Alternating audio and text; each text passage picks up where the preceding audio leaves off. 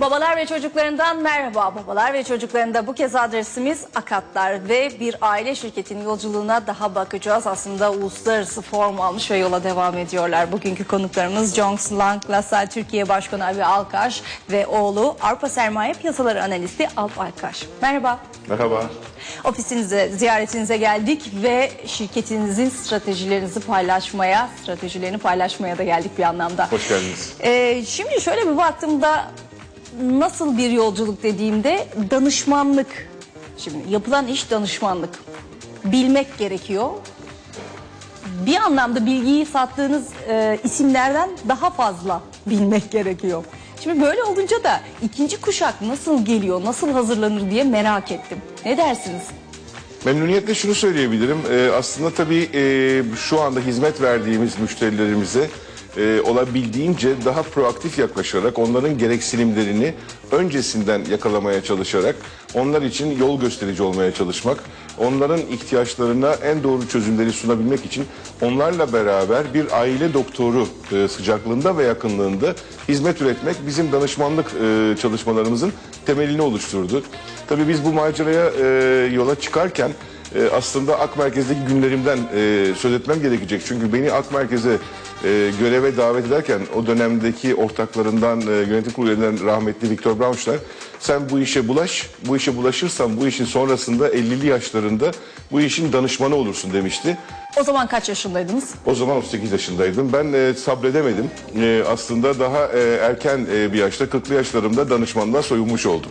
Dolayısıyla da Alkaş Danışmanlığı 1997'de kurduğumuzda o zamandan bugüne beraber çalışmakta olduğum sevgili Nilgün Dilerman ve de yardımcı elemanım ile beraber 2,5 kişi bir şirket kurduk. Ve şükürler olsun ki o günlerden bugüne önce Alkaş Danışmanlık olarak nitekim 3,5 yıldır da Jones Lang LaSalle olarak da hizmet vermeye devam ediyoruz. Tabii burada enteresan fıkralar vardır. Yapabilen yapar, yapamayan danışmanlık yapar.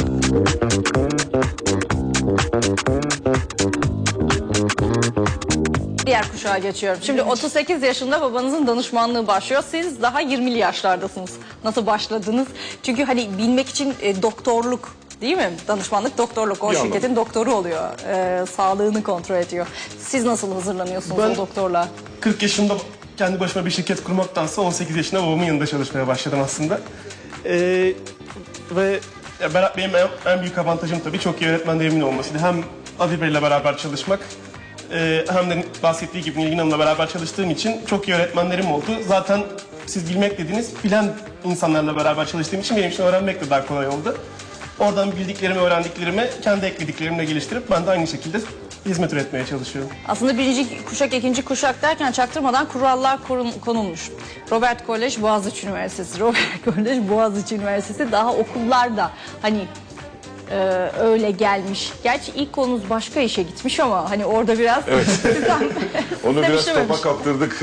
Onun adına çok şükür. Çünkü gerçekten çok sevdiği, çok mutlu olduğu bir işi yapıyor. Gözlerinin içi parlıyor ama ben tabii ki oğullarım eğer benim yapmakta olduğum işten zevk alırlarsa, severlerse beraber çalışmayı çok arzu etmiştim. O bakımdan Alp'e de müteşekkirim. Şükranlarımı ifade etmek isterim. Çünkü baba oğulun yan yana çalışmasının çokça zevkini yaşatıyor bana. Burada önemli olan konu şu, ben hayatta becerebildiğim kadar bir tatlı göl olmayı hedefliyorum. Çünkü bilirsiniz coğrafyada bir gölün eğer sadece akarı varsa ve suyunu başka bir yere akıtmıyorsa o gölün suyu içilmez, tuzlu göl olur, suyundan yararlanılmaz bir göl olur. Ama eğer o gölün hem akarı hem gideri var ise o zaman suyundan yararlanılabilen, suyu içilebilen tatlı göl oluyorsunuz. Ben de hem çalışma arkadaşlarımla hem de oğlumla kendi kanımdan, canımdan bir parçayla bu işi devam ettirebilirsem bu kubbede hoş bir sada kalacak diye düşünüyorum. Evet, kaptırmadı sizi babanız o zaman. Yok, ben yani bizim işimizi yapmak için gerçekten işinizi çok seviyor olmanız gerekiyor zaten. Ben 12 yaşındayken daha Ak Merkez'de çalışıyordum babam ve ben pazar günleri babamla Ak Merkez'e gelmeye başlamıştım o Cazip zaman. bir şey tabii değil mi? Alışveriş merkezine işe gitmek. Tabii ama yani Çocuk için de çok ben işte o zaman daha lise sınavlarında çalışıyordum ve testlerimi çözmeye Ak Merkez'in ofisinde arkada bir odaya gidiyordum. Dolayısıyla benim aslında genlerimde var diye dalga geçiyoruz bununla hep. Ben alışveriş merkezlerinde büyüdüm. Oralara giderek büyüdüm. Dolayısıyla Başka bir şey de düşünmüyordum. Aynen, yani o şekilde devam etti ve çok da sevdiğim için zaten çok da kolay bir geçiş oldu benim için. Çok da kolay bir karar oldu 18'ime geldiğimde. Aslında güzel bir anımız da var müsaadenizle Melda Hanım. Çünkü bu konudaki niyetlerimizi açığa vurmak bakımından bir gün İzmit Outlet Center'da dolaşıyoruz. O zamanki patronum sevgili Mehmet Bayraktar, halen can yoldaşım, dostum, ondan çok şey öğrendiğim sevgili Mehmet Bayraktar'la Outlet Center'ın yollarına yürürken Mehmet Bayraktar patronum döndü Alp Alkaş'a.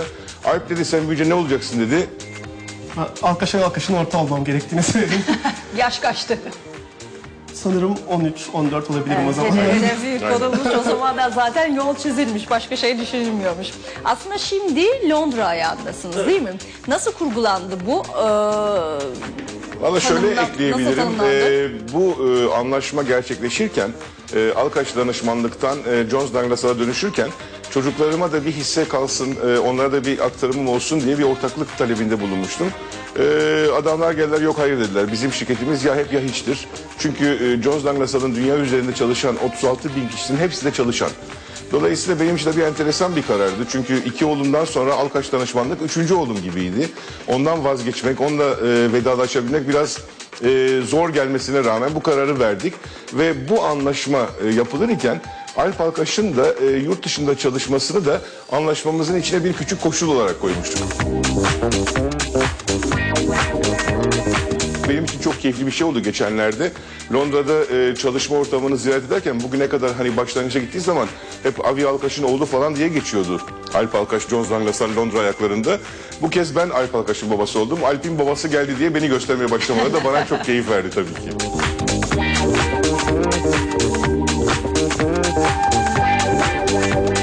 Şimdi sohbetimize kısa bir ara vereceğiz. Bu mola zarfında bir anlamda şirketin karakterini gösteren ofisleri ziyaret edeceğiz.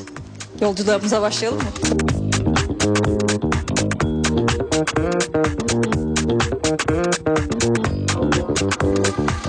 Şimdi Avi Bey'in üst ofisindeyiz. Altta da bir ofis var. Çünkü çalışanlarla birlikte o ruhu, ekip ruhunu paylaşmak için değil mi?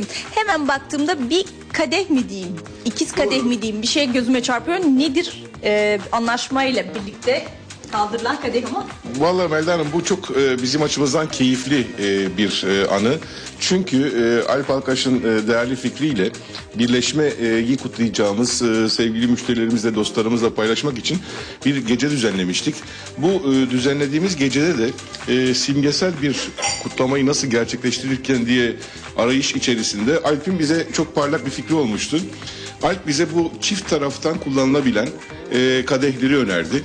Ve biz de o gece bir tarafından rakı içilebilen, diğer tarafından İskoç viskisi içilebilen bu çift taraflı kadehleri sununca biz burada misafirlerimize veya Jones Douglas'ın İskoç ve İngiliz tarafına rakı ikram edip ben de diğer tarafından brandy içmiştim. Dolayısıyla o gece içinde çok anlamlı bir hoşluk olmuştu ama tabii daha da hoş tarafı şu. Onlara rakının yudumlanarak içilmesi gerektiği belki öğretememiştik o zaman. Bütün kadehi bir kere de dikince bayağı bir yanmaya yol açmıştı. Türk rakısının tadını iyi hatırladılar o akşam.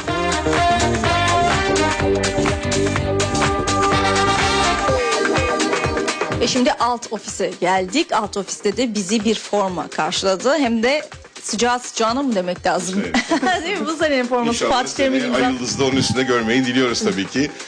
Galatasaray'a şampiyonluklar yakışır. Ortak bir yön dediğimizde Galatasaray çıkıyor karşımıza. Orada da aynı şey seçilmeseydi ne olurdu? Valla bir baba ile oğlun aynı takımı tutması herhalde çok keyif diye düşünüyorum. Ben rahmetli babamla aynı takımda buluşamadım. Rahmetli babam Fenerbahçeliydi. Ben dayılarımdan ötürü Galatasaraylı olmuşum. Ama biz hanım da Galatasaraylı olunca hatta karıma daha evvel evleneceğimiz zaman iyi ki Galatasaraylısın, Galatasaraylı olmasan seninle evlenmezdim demiştim. Yani çok fanatik olmamaya çalışmakla birlikte çocukların Anlaşılabilir bence bu biraz. İşitme testlerini bile çocuklar duyuyorlar mı duymuyorlar diye karım odanın bir tarafına geçip sarı diyordu. Ben kırmızı diyordum. Hatta yastıkları bile sarı kırmızıydı. Dolayısıyla sarı kırmızı renklerle büyüdük. Hatta büyük oğlum şu anda Galatasaray basketbol takımının A takımının yardımcı antrenörü. 7 senelik Efes Pilsen deneyiminden sonra Galatasaray'a gelmesi bizim ailemize de çok büyük keyif oldu. Galatasaray sevgisinin yeri ayrı. Hele abiyle birleştiği zaman benim için çok daha özel oluyor. Sohbetimize gelin kaldığımız yerden devam edelim. Lütfen.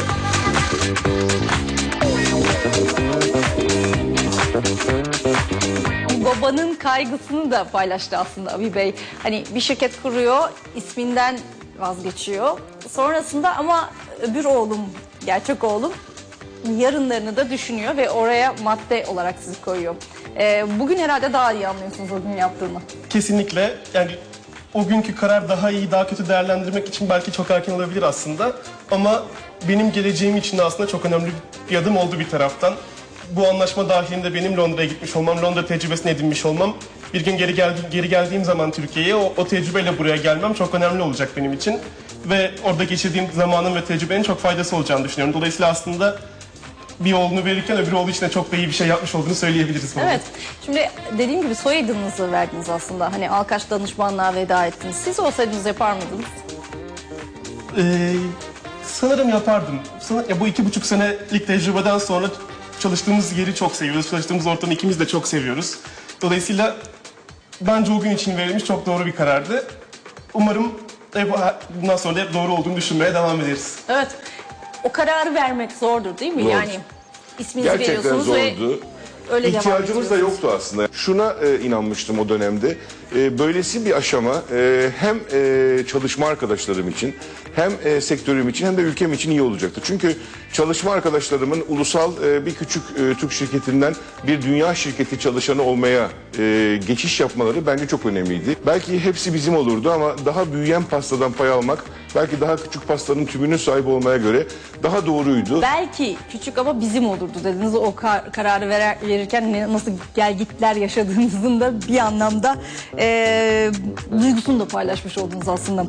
Şimdi Kürkçü Hamam'da yola başladığınızda size bir şey söylenmiş. Sen bu işi yapsan da yapmasan da biz yine aynı parayı kazanırız. Şimdi öyle bir söz mü genç bir girişimciyi kırbaçladı İtti, diyeyim. teşvik Evet, etti değil mi? gerçekten de çünkü ilginçtir. O dönemde bizim üniversitede okuduğumuz yıllar biraz maalesef Türkiye'nin karışık seneleri. Ve o senelerde okula gidemiyoruz. Boykotlar, okulun kesintiye uğraması beni Sultanhamam'da, Mahmutpaşa'da, Kürkçühan'da çalışmaya yönlendirdi. Ve o dönemde çalışmakta olduğum iş yerinde tahsil düzeyi itibariyle üniversite 1'deyken bile en üst düzeye çıkmışlığıma rağmen çok keyifli bir hayat üniversitesinde çalışma, yaşama şansı buldum. Gün geldi, dükkan temizledim, yer süpürdüm, çay söyledim. Hatta bölükte hammal yokken o anda kapıya gelen kamyon beklemesin diye sırtıma 45 kiloluk çuvalları alıp taşıdığımı da hatırlıyorum.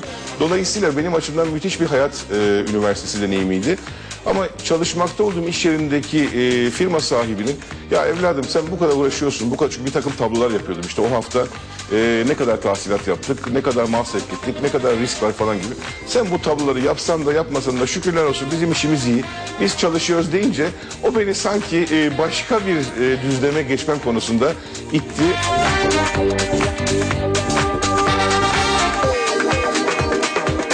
Çuval taşımak.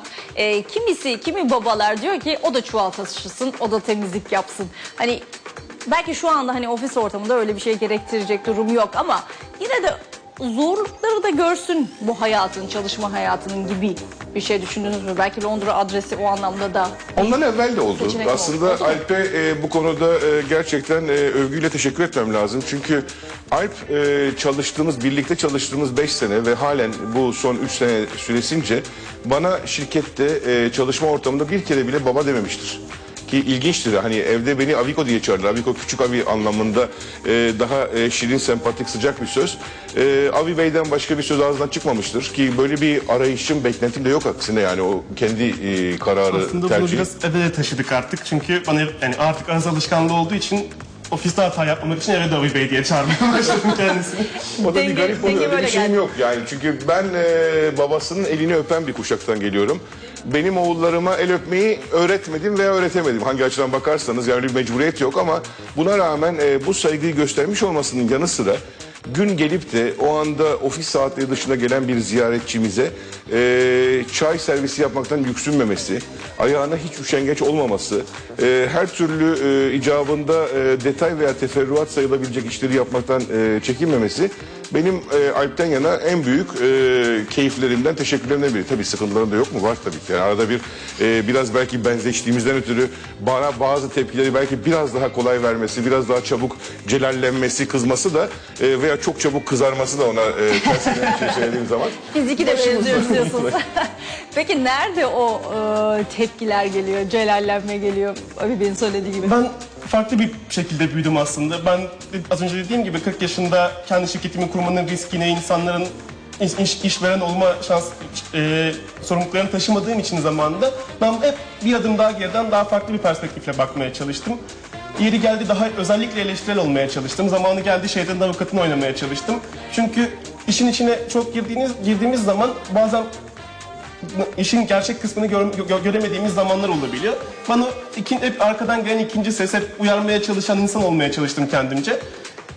Zaman zaman oradan gelen... Fren oldunuz yani baba daha girişimci olunca. Yani Abi Bey'i bırakırsanız Abi Bey uçabilir ve bu işte çok iyi yapar. Ama hem onun uçabilmesi için ona destek de olmak lazım. Aynı zamanda yardımcı da olmak lazım. İkisini birden yapmaya çalışıyordum ben aslında. Şimdi geldiği daha celallenmiş hareketlerimle biraz aslında İngiltere tecrübesiyle alakalı sanırım. Çünkü ben de biraz işin daha mutfağındayım şu anda. Daha çok öğreniyorum, farklı bir perspektifle öğreniyorum. Bu sefer babamdan gördüğümü değil, kendi gördüğümü ve kendi geliştirdiğimi söylemeye çalışıyorum. Öyle olduğu zaman bazen ister istemez fikirlerimiz çatışıyor. Bahsi geçen de onlar olsa gerek. Peki şimdi fikri yaratan, geliştiren baba, farklı boyutlara taşıyan baba, ikinci kuşak üstüne ne katacak bu sözlerinizin üzerine? Bence bizim sektörümüzün en büyük avantajlarından biri sonu olmayan bir şey. Çok güzel projeler yapabiliriz, çok güzel yatırımlara danışmanlık verebiliriz ama her zaman daha iyisini yapmak mümkün. Dolayısıyla geçmişten gelen birikimimi şu andaki edindiğim tecrübelerle birleştirerek aslında her zaman daha iyisini yapma şansım var. O yüzden de zaten işe duyduğum sevginin ve heyecanın en büyük sebeplerinden de biri bu aslında. Hep daha iyisini yapmak için bir fırsat söylüyorum.